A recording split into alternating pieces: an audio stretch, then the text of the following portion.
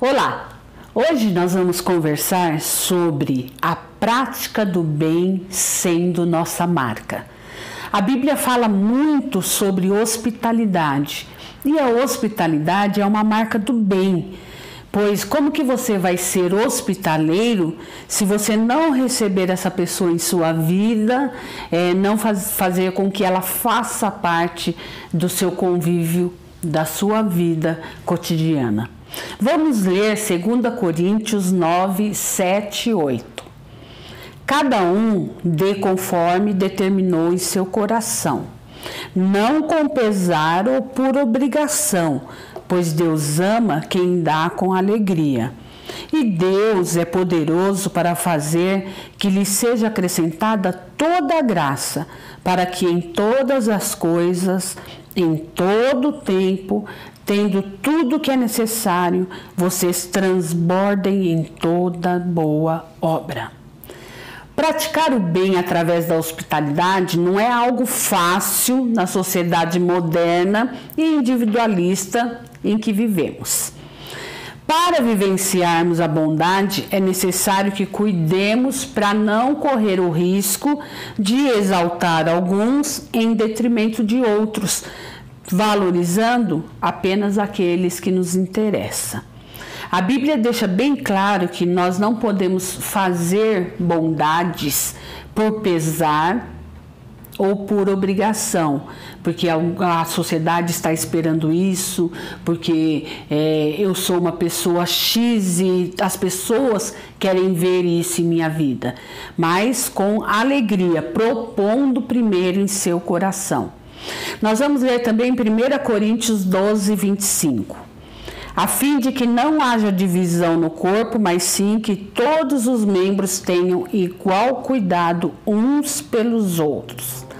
Quando cuidamos uns dos outros com igual amor, a gente está obedecendo a Deus nesta questão. Igual cuidado uns pelos outros, quer dizer que ninguém merece mais atenção do que o outro, mas todos por igual. A unidade da igreja primitiva, assim como da atual, ela é salvaguardada quando se exerce igual cuidado uns dos outros. Só assim a gente pode experimentar a unidade na diversidade. A sociedade, o ser humano, todas as comunidades, elas têm a grande diversidade. Se você juntar duas pessoas, já terão duas opiniões diferentes, já teremos, né? Agora, a unidade nessa diversidade, ela acontece quando existe um igual cuidado, uns pelos outros, em amor. Ser bondoso na Bíblia é um mandamento, e a gente vai ver isso escrito em Efésios 4, 32. Sejam bondosos e compassivos uns para com os outros, perdoando-se mutuamente, assim como Deus perdoou vocês em Cristo. Ser bondoso é expressar amor e boa vontade aos outros por meio de seus atos de generosidade e consideração, dentro de qualquer tipo de circunstância, sem pensar em recompensas que possam advir. Praticar o bem sem olhar a quem. É bem isso que a Bíblia põe neste mandamento de ser bondoso e compassivo. Assim você é recompensado por se sentir bem consigo mesmo e com o seu Deus. Na Bíblia, temos a história de uma mulher chamada Dorcas.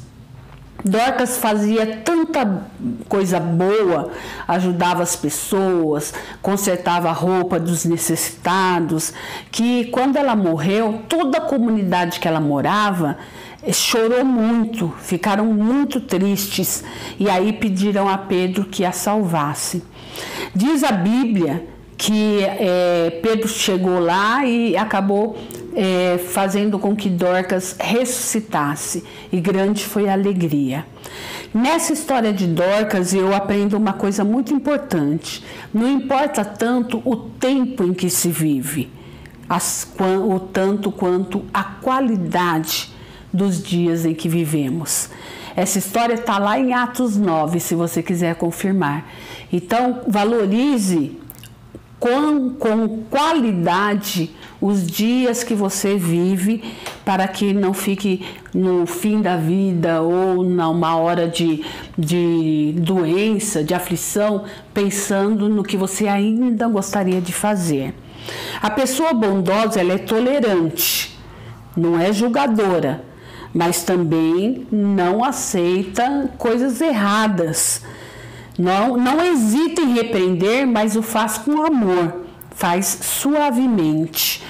Nós notamos na nossa vida que quando alguém conversa conosco com cuidado, com palavra animadora, mais dócil, mais amável, a gente escuta melhor do que alguém que já vem com ordens, com aspereza, ordens duras e frias. Então, ser bondoso é estar atento para as necessidades das pessoas com quem você convive. É estar atento e não ser apenas o dono da verdade. Ser bondoso também é se preocupar com o que o outro precisa de você e não apenas ficar vivendo cada um a sua vida. Não é possível estar bem individualmente e plenamente como cristão quando outros ao seu redor estão enfermos e mutilados. Você já teve a experiência de alguém em dificuldade ou sofrimento não conseguir lhe pedir uma ajuda e você não conseguir apresentar o conforto? Isso é muito triste. Você se sente triste e em falta. O que será que motiva tal omissão? Se você é alguém abençoado por Deus, é porque você é alguém que pode abençoar os outros. Vamos ler 1 Tessalonicenses 5,15. Tenham cuidado para que ninguém retribua o mal com o mal, mas que sejam sempre bondosos um para com os outros e para com todos. A bondade que tem na Bíblia é uma prática mútua, como nós temos falado aqui, tudo sobre mutualidade. Desde pequenos é muito comum ouvirmos os pais querendo proteger os filhos, dizer assim: olha, não traz desaforo para casa, problema que você tiver na rua, resolva lá mesmo, né? Acerte as questões que surgirem. Mas o texto sagrado, ele nos ensina que a opção é reagir sempre fazendo o bem, o que promoverá o bem-estar do outro e, consequentemente, de todos, inclusive o seu. Ninguém, a não ser você mesmo, é responsável e determina sua reação na vida. As pessoas podem lhe fazer maldades, lhe fazer passar raiva, mas é você que determina o tamanho da sua raiva, o tipo de reação que você vai ter. A ideia é de que o grupo é responsável pela conduta uns dos outros. Um deveria ajudar o outro a vencer as dificuldades, sejam de qualquer natureza forem. Ser ferido é uma possibilidade real quando se convive. Essa realidade solicita uma resposta bíblica. Paulo tinha consciência de que a reação imediata e comum é dar o troco na mesma moeda. Por isso que ele nos adverte a seguir sempre o bem, a buscar entender o tipo de reação que você está tendo. A proposta de vencer o mal com o bem é reconhecer que foi ferido, sim, é reconhecer sua dor, é reconhecer até a vontade de vingança que é humana, mas é o pegar tudo isso e colocar nas mãos de Deus, enchendo-se de Deus. Você se encherá com a vontade de perdoar e com o perdão você conseguirá a liberdade. É possível desenvolver ações que visem o bem quando alguém o fere? É, mas tem que ser na força do Senhor Deus. A alegria da participação na vida das pessoas é algo também descrito na Bíblia. Vamos ler João 3,16. Porque Deus tanto amou o mundo que deu o seu Filho unigênito, para que todo que nele crer não pereça, mas tenha a vida eterna. Esse é um texto bem conhecido entre as pessoas que estudam a Bíblia. É a demonstração do tanto de amor que Deus tem por nós. Mas existe um outro texto que está na primeira carta de João, capítulo 3 também, verso 16, que diz assim: Nisto conhecemos o que é o amor. Jesus Cristo deu a sua vida por nós e devemos dar a nossa vida por nossos irmãos. A essência do cristianismo é dar. O próprio Deus deu o exemplo e nós devemos imitá-lo. É comum nos agraciarmos na verdade de que Deus é bondoso, de que Deus nos ama, de que Deus deu seu Filho e nos dá todas as coisas. Mas será que somos capazes de praticar a última parte do versículo que eu li? Deus nos deu, então nós também devemos dar nossa vida uns pelos outros. Somente quem se dá a oportunidade de servir vivencia a graça de Deus de uma forma íntegra. Dizia o servo de Deus, meu mestre, pastor Frederico Wittels, que quem não vive para servir, não serve para viver. E eu sempre pensei nisto, e é algo que norteia minha vida. Você tem que entender que há uma dinâmica em fazer o bem muito interessante, onde uma coisa vai gerando a outra. Vamos ler 2 Coríntios 9:6. Lembrem-se, aquele que semeia pouco, também colherá pouco, e aquele que semeia com fartura, também colherá fartamente. Essa é uma lei espiritual. É uma lei do retorno, é uma lei da semeadura.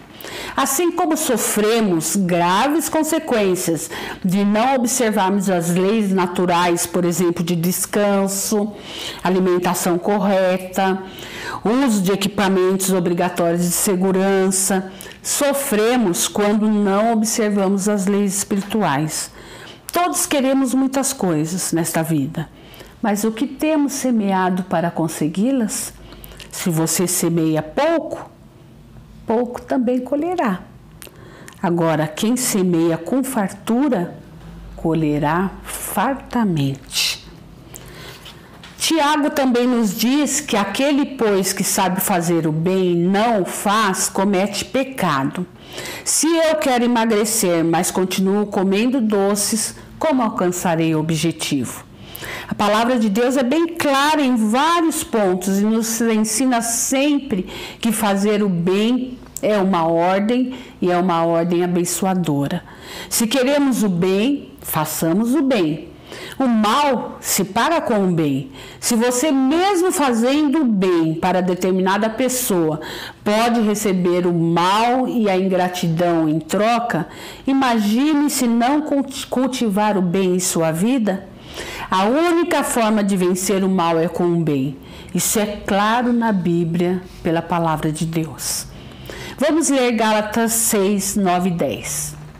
Não nos cansemos de fazer o bem, pois no tempo próprio colheremos, se não termos desfalecido, se não desanimarmos.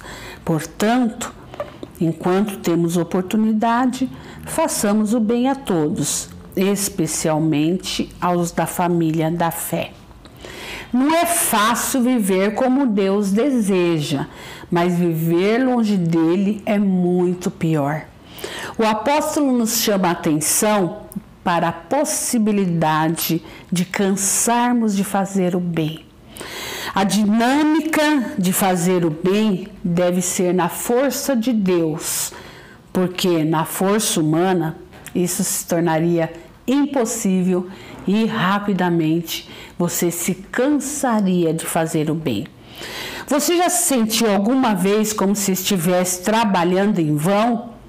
Como se todo o seu esforço não levasse a nada, não trouxesse resultado nenhum? Quando isso acontece, logo nos vem à mente, mas onde que eu errei? Onde eu estou errando? É muito comum isso acontecer com pais de filhos adultos que estão dando cabeçada por aí. Você pensa assim, mas eu ensinei direitinho, mas eu fiz tudo direitinho. A Bíblia deixa uma coisa muito clara para nós. Vamos ler Eclesiastes 11:6. Plante de manhã a sua semente, mesmo ao entardecer, não deixe as suas mãos ficarem à toa, pois você não sabe o que acontecerá, se esta ou aquela produzirá, ou se as duas serão igualmente boas. A orientação da Bíblia é para que não paremos de fazer o bem, mesmo em tempos difíceis, em momentos de dor, em meio às adversidades ou em meio às frustrações. Temos de, pela manhã, lançar a semente e à tarde não desistir dela. Deus que é Deus, Ele não desiste do ser humano. Então nós também não devemos desistir das pessoas em que semeamos.